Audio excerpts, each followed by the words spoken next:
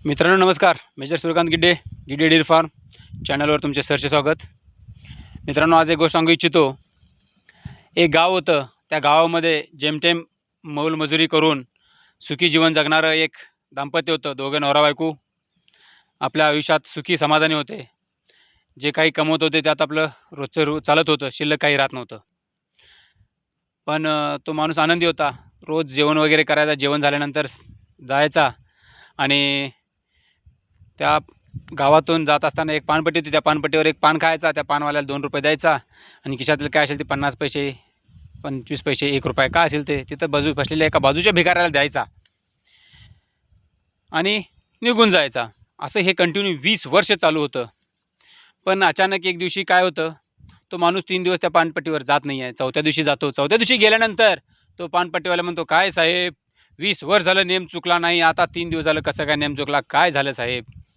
यावर तो माणूस घाबरून येतो आणि म्हणतो, "नाही रे, बायको आजारी होती, दवाखान्यात आहे, बायको ॲडमिट आहे, त्यामुळं येऊ शकलो नाही. 1,00,000 रुपये भरायला सांगितल्यात, ऑपरेशन करायचं आहे. पैशाची तरतूद होत नाही आहे, सगळ्यांच्याकडे मागून बघितलं, कुणी देत नाही आहे." यावर तो पानपट्टीवाला म्हणतो, "साहेब, माझं जे काही आहे ही पानपट्टीच आहे. आत्ता विकलं तर 25,000 येतील, तुम्ही म्हटला तर आत्ता विकतो." त्यावर त्या माणसाला घाबरून येताना म्हणतो, "नाही रे, बोलला एवढंच बाद झालं." हे सगळं त्यांचं बोलणं जवळ बसलेला भिकारी ऐकत असतो आणि तो माणूस तेवढं बोलून तिथून निघून जातो. त्यावेळेला त्या भिकाऱ्याला त्याची भीक मिळत नाही आहे आणि तो निघून जातो. एक तासाभरानं आपल्या बायकोला शेवटचं पाहावं म्हणून तो दवाखान्यात जातो. दवाखान्यात जाऊन बायकोच्या जवळ जातो, काचेतून बायकोला बघतो आणि म्हणतो, "तुला शेवटचं पाहतो, मी तुला वाचू शकलो नाही आहे." तेवढ्यात एक नर्स तिकडनं पळत पळत येते आणि म्हणते, "साहेब, या कागदावर सही करा, तुमच्या बायकोचं ऑपरेशन करायचं आहे." त्याला इतका आनंद होतो, त्याला काही करावं कळत नाही आहे. तो नर्सला म्हणतो, "कोण भरले माझ्या बायकोचे पैसे? कोण वाचवला माझा संसार? कोण वाचवलं माझ्या बायकोला?"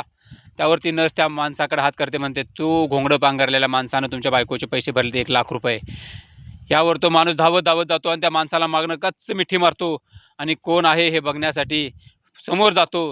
पाहतो तर काय, ज्या भिकाऱ्याला नित्यनेमाने 20 वर्ष ज्याने त्यांनी भीक दिली होती, तो भिकारी आज त्याचे 1,00,000 रुपये भरून चालला होता.